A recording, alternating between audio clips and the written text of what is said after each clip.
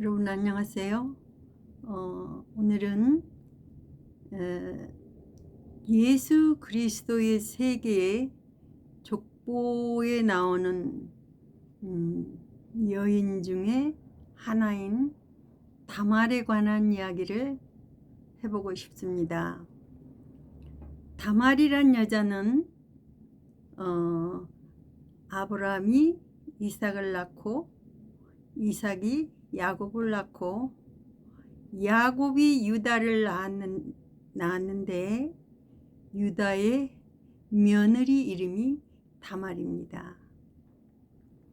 이 다말은 유다의 집으로 시집온 유다의 장자인 엘의 아내입니다. 이 다말이 유다 집으로 시집으로 와서 보니까 이 집안은 정말 굉장한 집안인 거예요. 예수 그리스도의 세계에 족보가 이어질 수 있는 그런 집안인 거예요. 그래서 다말은 그 집의 장자의 아내로서 장자의 이름이 엘인데 엘의 아내로서 이제 또 유다의 며느리로서의 이제 들어온 참 여자인데 이 남편인 엘과 다말 사이에 아이가 없어요. 그런데 하나님께서 엘을 죽이셨습니다. 그 유다 집안의 장자인 엘을 죽였습니다. 하나님 보시기에 악함으로 그렇게 나옵니다. 그러니까 이제 그 유다 집안에 그 대를 이을 수 있는 자식이 없이 남편이 죽은 거죠. 근데 그때 당대에는 형의 아내가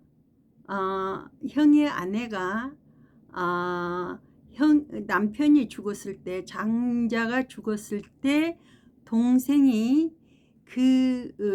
형의 대신 형수에게 씨를 주어서 형의 장손의 그 대가 이어질 수 있도록 하는 의무가 있습니다.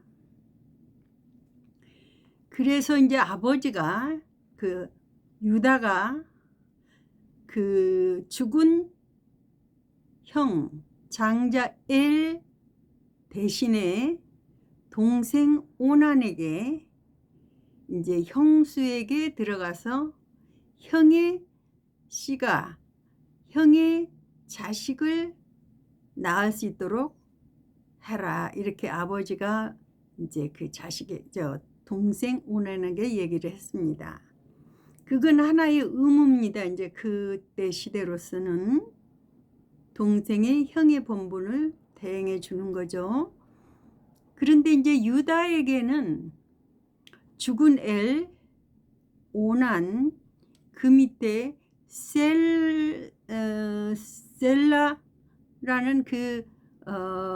세 자식이 있습니다.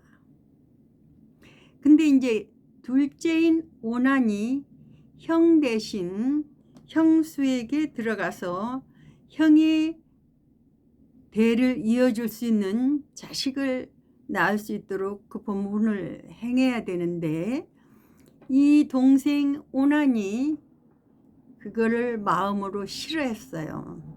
그 이유는 여러 가지가 있겠죠. 그런데 그래서 형수와 동침을 하는데 가장 중요한 그 씨를 바깥에다가 설정을 했다고 나옵니다. 그러니까 이제 씨가 형의 자식을 낳을 수 있는 그 씨가 말하자면 들어가지 못한 거죠. 그것을 보시고 아시는 하나님께서 이도 그랬어요. 그러니까 처음에 형에 대해서는 악하다고만 말씀하셨지 설명은 안 하셨는데, 이 오난이 씨를 주는 것을 거부했을 때 이도 악함으로, 여호와 보시기에 악함으로 여호와께서 죽이신지라, 이렇게 나옵니다. 하나님께서는 무엇을 가장 귀히 여기시냐면 하나님의 생명의 씨가 태어나는 것을 가장 크게 여기시는 것이죠.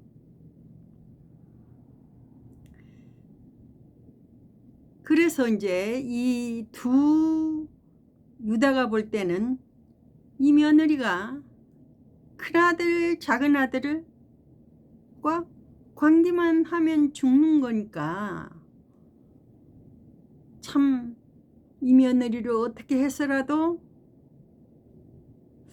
셀라까지는 줄 수가 없다. 이제 세 번째 막내 아들이 이제 셀라인데, 이래갖고 또 이 자식이 또 죽을 수도 있는데 어떻게 해야 되겠다 하고 다말을 불렀어요. 며느리를 불렀어요.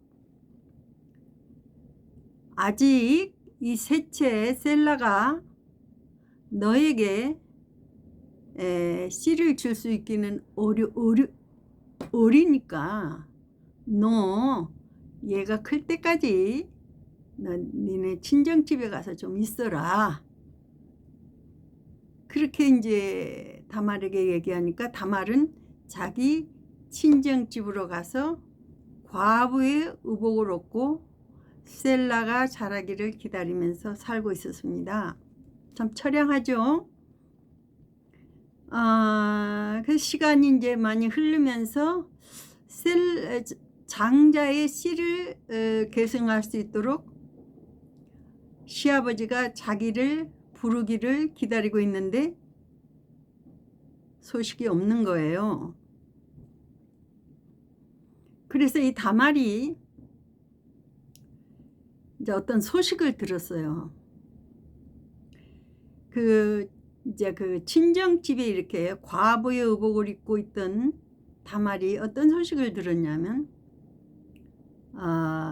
시아버지가 이제 그 시어머니가 죽으셔가지고 시아버지가 지금 참 오랫동안 좀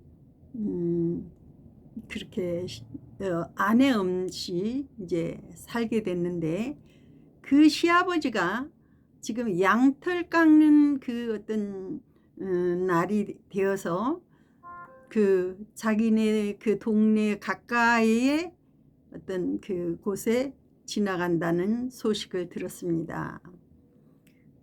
그래서 이 다말이 어떻게 했냐면 과부의 의복을 벗고, 과부가 어떻게 입는 옷이 어떻게 생겼는지 모르지만 나는 과부입니다 하는 그런 특색이 있는 옷을 입고 지냈나 봐요. 근데 이제 과부의 옷을 벗고 창녀의 옷으로 갈아입었습니다. 창녀는 그때 당시에 이렇게 면박을 쓰나 봐요. 면박, 얼굴을 이렇게 가리는 거, 몸을 이렇게 휘감아서 누군지 잘 모르게 그렇게 이제 그런 옷들을 입고 이제 나는 창녀입니다 하고 길거리나 길목 같은 데서 이제 사람들을 이렇게 욕을 하고, 이제 아마 그런 것 같아요. 왜냐하면 다말이 그 시아버지가 지나가는 길목에서 그렇게 기다리고 있었거든요. 면박을 하고 얼굴을 가리고 몸을 휘감고, 그리고 이제 시아버지가 지나가기를 기다렸는데 마침 시아버지가 지나가는 거예요. 근데 시아버지가 이렇게 보니까 어떤 그 여자가 참 길가에서 장녀가 이렇게 서 있단 말이에요. 그러니까 이제 시어머니도 돌아가셨고 이제 호라비로 이제 그 창녀를 유혹해서 이렇게 한번 이렇게 관계를 가져보고 싶은 마음이 있으니까 유다가 그 창녀에게 말을 걸어요. 나하고 한번 이제 어떻게 해보자. 그렇게 얘기를 하니까 이 창녀가 이야기를 하는 거예요. 좋다. 그런데 그 대가로 네가 나한테 뭘 줄 수 있느냐? 그렇게 물어요. 그러니까 이제 시아버지죠, 말하자면. 시아버지는 모르지만 이제 다말은 다 알죠.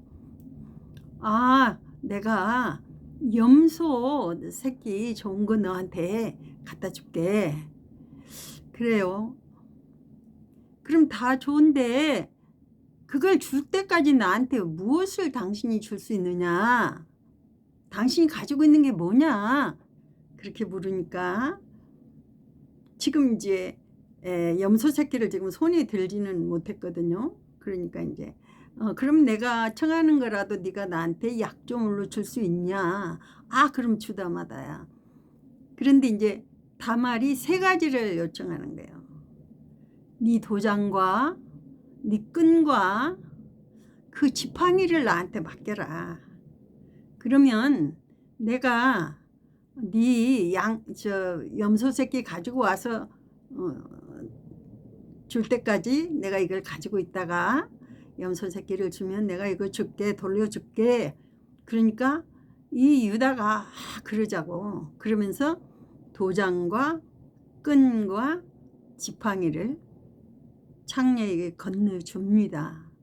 그 창녀가 누굽니까? 지금 며느리잖아요. 다말이잖아요. 그래서 그리고 이제 시간이 갔어요.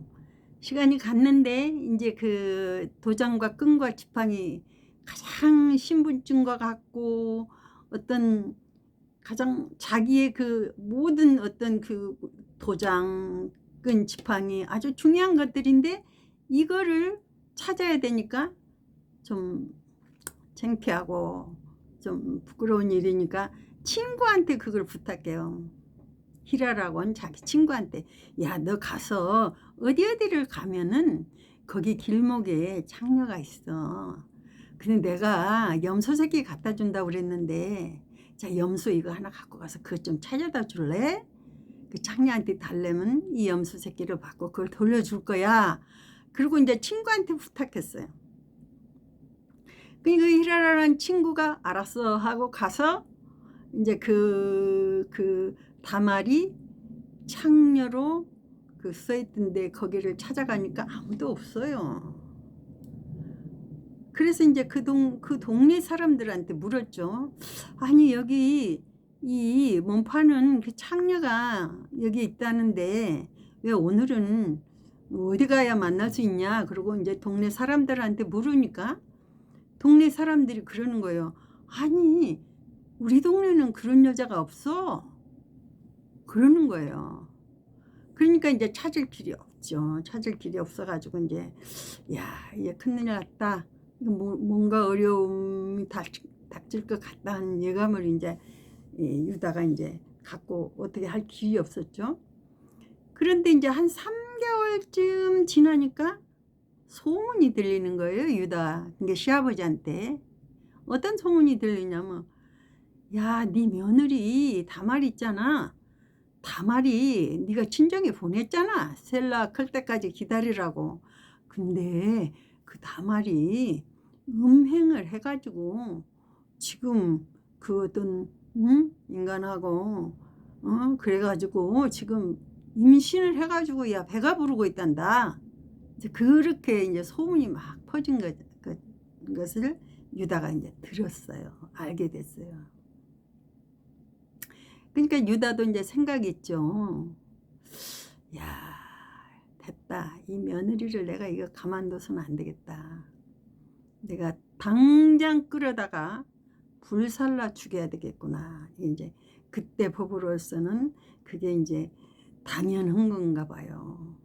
그 요한복음 8장에도 그 누구야 간음증이 잡힌 여자가 끌려와서 돌을 들고 쳐 죽이려고 하잖아요.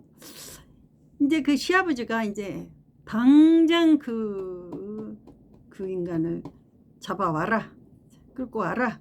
그리고 이제 장작불 같은 걸 이렇게 쌓아놓고 이제 불을 질려서 그 위에다 태워서 죽이려고 준비를 다 해놨어요.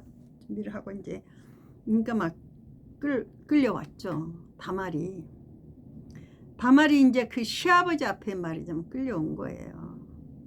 그러니까 시아버지가 내년 하면서 이제 죽이려고 장작불 위에 태워서 죽이려고 사람들에게 시도를 하고 있는데 다말이 잠깐 이것을 보세요. 이것의 임자로 말미암아 내가 잉태했습니다. 이것이 뭐냐면 끈과 도장과 지팡이에요. 다 유다의 것이죠. 그 찾으려고 했던 끈과 지팡이와 도장을 며느리가 손에 탁 쥐고 있다가 이 임자로 말미암아 내가 잉태했다고 얘기하는 거예요. 근데 다른 사람은 몰라도 유다는 그것이 자기 것인 줄 알죠. 유다가 그러는 거예요. 내가 내 아들 셀라를 씨를 받도록 주지 않으므로 이렇게까지 해서 이랬구나. 이렇게까지 내 씨라도 받아서 이 가문의 대를 잇고 이 놀라운 정말 이 족보에 대가 끊어지지 않도록 이렇게 씨를 받기 위해서 이랬구나 하고 유다가 너는 나보다 옳도다. 네가 옳다. 네가 잘했다. 네가 훌륭하다. 그렇게 이야기했습니다. 그런데 이 다말이 아이를 낳고 보니까 쌍태예요. 쌍둥이에요. 베레스와 세라를 낳았습니다. 이것은 어떤 시아버지와 며느리와 어떤 그 음행하는 그런 차원의 이야기가 아닙니다. 이거는 생명의 족보를 얻어내는 겁니다. 생명의 예수 그리스도의 세계라. 마태복음 1장 1절. 예수 그리스도의 세계에 들어가는 첫 번째 여자가 됐습니다. 우리가 예수 그리스도의 세계는 생명의 씨를 받아야 됩니다. 씨는 거의 말씀이라고도 말합니다. 어떤 인간적으로 보면 어떤 육체와 육체 속으로 들어가는 거지만 이거는 하나님은 말씀으로 우리에게 생명을 새롭게 태어나게 하십니다. 마치 씨가 들어온 것처럼 내 마음에 생명의 씨, 새 생명을 주시는 하나님의 약조물이 있어야 됩니다.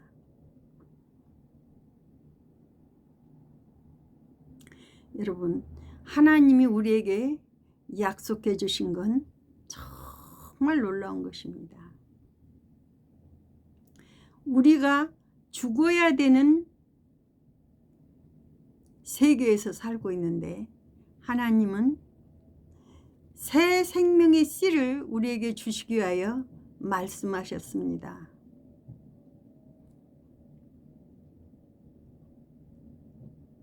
너희 죄와 너희 불법을 내가 다시는 기억지 않는다. 의롭다 하신 이는 하나님인데 누가 정죄할 수 있느냐. 예수 그리스도 안에는 결코 정죄함이 없다.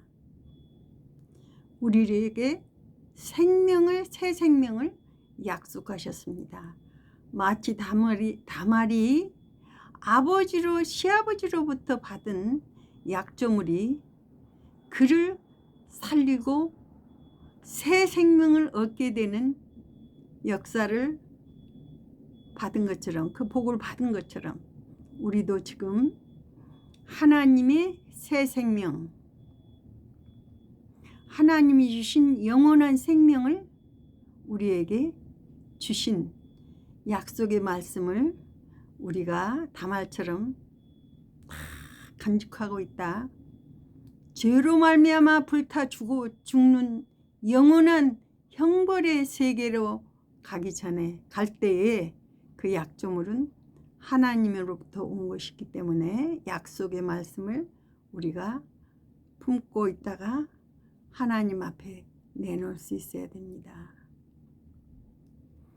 내가 누구냐 했을 적에 내가 에스로소이다 하면서 하나님의 복을 받은 것처럼 불타 죽어야 될 다말이 정말 시아버지 정말 놀라운 칭찬을 받는 또 예수 그리스도 세계의 족보에 오른 여인으로서 유대인들은 정말 다른 시집을 가는 그 결혼을 하는 사람들에게, 여자들에게 특히 네가 다말처럼 하나님의 복을 받으라고 하는 그런 인사가 있습니다. 우리가 잠깐 있다 가는 이 세상에서 이 약조물을 가지고 계시는 것이 굉장히 중요하다고 말씀드리고 싶습니다. 감사합니다.